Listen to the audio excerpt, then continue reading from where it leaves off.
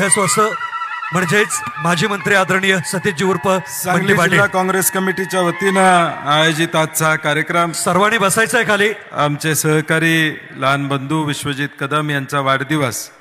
या कार्यक्रमाला उपस्थित कर्नाटकवरून आलेले दिनेश गुंडूरावजी आरोग्य मंत्री, त्याचबरोबर जे भाषण करून या ठिकाणी निघून गेलेले आहेत ते सर्वच सन्माननीय विश्वजितवर प्रेम करणारे आपण सर्वच सहकारी, विक्रमजी सावंत, जयश्रीताई पाटील, विशाल पाटील, कुणाल राऊत, अमीर शेख, पृथ्वीराज पाटील, महेंद्र अप्पा, शांताराम बापू, जितेश कदम, प्रकाश जाधव, आदरणीय काकी, स्वप्नाली वहिनी आणि उपस्थित सर्वच आदरणीय पतंगराव कदम साहेबांच्यावर प्रेम करणारे आणि विश्वजितवर प्रेम करणारे आपण कडेगाव पलूसमधील सर्व नागरिक बंधू, माता, भगिनी आणि तरुण मित्र, बराच वेळ झालेला आहे, मी नेहमी येत असतोय। सॉरी, तुमची माफी मागतो। सर्वांना विनंती आहे, आता फक्त बंटी पाटील साहेब आणि दिनेश गुंडूराव साहेब बोलणार आहेत। एवढा वेळ आपण बसलेले आहेत आमच्या प्रेमापोटी मला आशीर्वाद देण्याकरता, एक फक्त थोडा वेळ बसावं एवढीच नम्र विनंती आहे। कृपया कोणी उठू नये, चुकीचं दिसतंय, बरोबर दिसत नाही, थोडा वेळ बसावं सगळ्यांनी। धन्यवाद।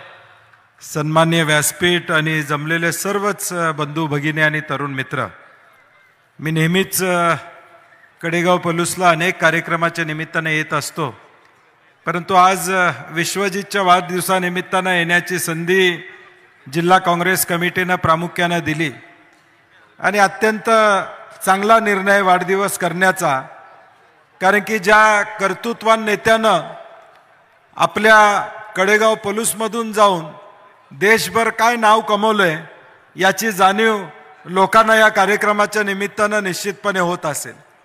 आज देशातल्या अनेक राज्यातले मित्र, एका सहकार्याचा वाढदिवस आहे, एका तरुण सहकार्याचा वाढदिवस आहे, या भावनेतून देशातून सगळे लोक आज विश्वजितना वाढदिवसाच्या शुभेच्छा देण्यासाठी आलेले आणि मला वाटतं हीच पुण्याई स्वर्गीय पतंगराव कदम साहेबांनी जी मिळवली, या देशातल्या कानाकोपऱ्यामध्ये माणसं जोडण्याचं काम त्यांनी सातत्यानं केलं आणि तोच वसा आणि वारसा आज विश्वजित पुढे घेऊन जात आहेत, याचा मनस्वी आनंद आम्हा सगळ्यांना निश्चितपणे या ठिकाणी।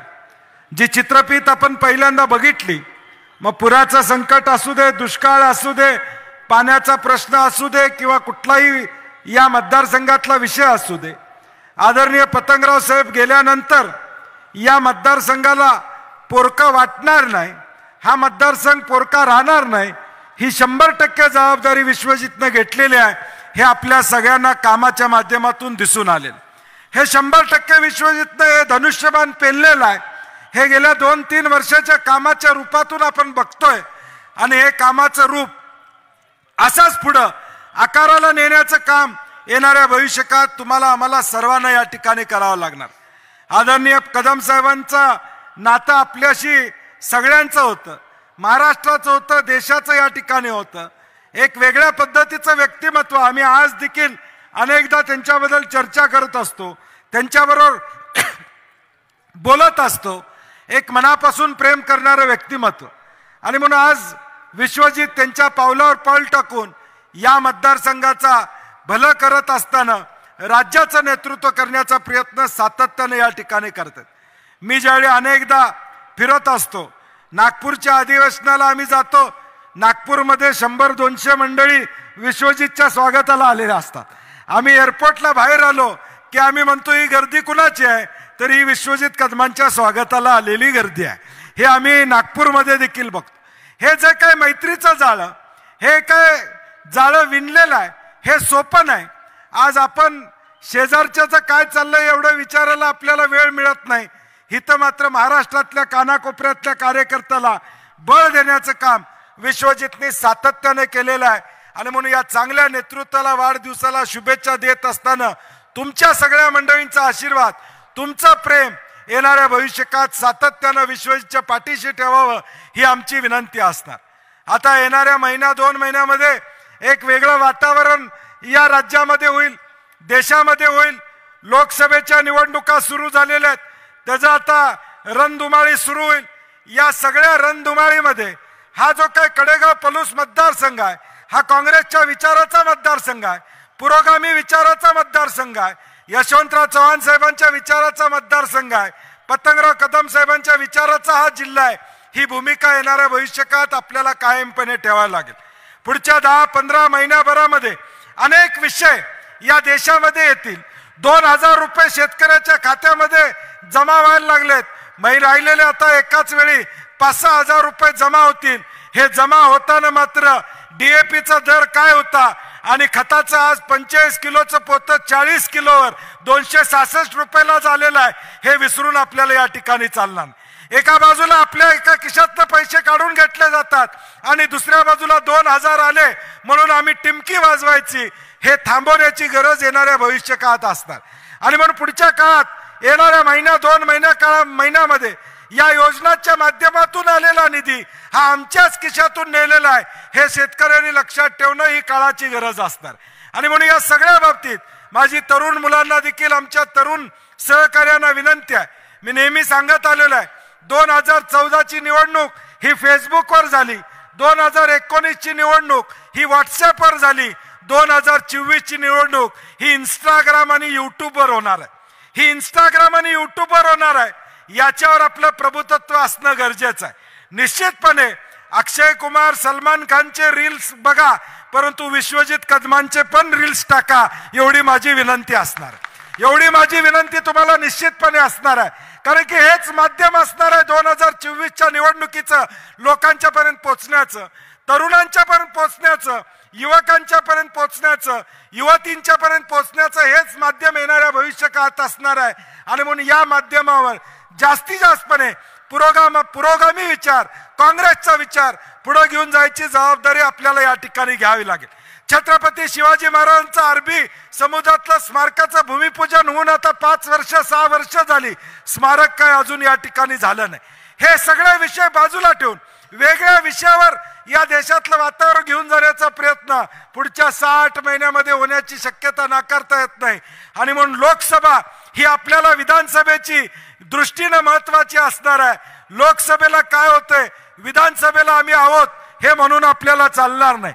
लोकसभेला एकदा माणूस उजवीकडे वळला की तो उजवीकडेच जातोय, परत डावीकडे येणार नाही, आपण लक्षात ठेवा. आत्ताच तो सरळ मार्गावर कसा ठेवता येईल हा प्रयत्न आपण या ठिकाणी केला पाहिजे. आपली ताकद, पतंगराव कदम साहेबांची ताकद, विश्वजित कदमांचं भविष्य काळातलं भवितव्य हे येणाऱ्या भविष्य काळात जपायची जबाबदारी सांगली जिल्हा म्हणून आणि विशेष करून पलूस कडेगाव म्हणून तुमच्या सगळ्यांची या ठिकाणी असणार.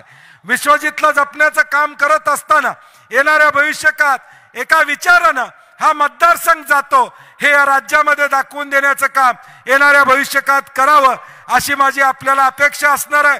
विश्वजितना वाढदिवसाच्या मनापासून शुभेच्छा आहेत. मी मगाशी इम्रानभाई को बोला, इम्रानभाईंना सांगितलं विश्वजितचा वाढदिवस, म्हणलं 21वा वाढदिवस आहे. स्वप्नाली बहिणी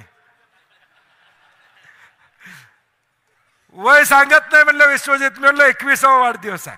त्यामुळं विश्वजित, आज आम्ही सुद्धा फोटो या ठिकाणी बघितले, जाहिरातीत कुठं वय लिहिलेलं नाही.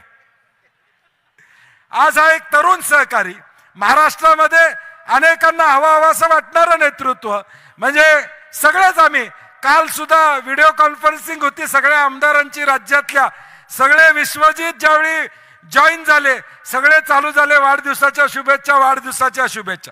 म्हणजे आज वाढदिवस आहे हे महाराष्ट्रातल्या सगळ्या आमदारांना देखील या ठिकाणी माहित होतं. हे जो काय स्वभाव आहे, जो काय मनमिळावं स्वभाव आहे, या स्वभावानं मन जिंकण्याचं काम विश्वजितनं या ठिकाणी केलेलं आहे. कदाचित मतदारसंघामध्ये तुम्हाला या ठिकाणी लक्षात येत नसेल, परंतु हे नेतृत्व, देशातलं नेतृत्व, राज्यातलं नेतृत्व, सगळ्यांना बरोबर घेऊन जाणारं नेतृत्व, अगदी एखादी बैठक असेल तर सगळ्यांना फोन करणार, कुठलाही कमीपणा नाही, मोठेपणा नाही, सगळ्यांना बरोबर घेऊन जाण्याचं काम लहान भाऊ म्हणून विश्वजित सातत्याने या ठिकाणी करत असतात.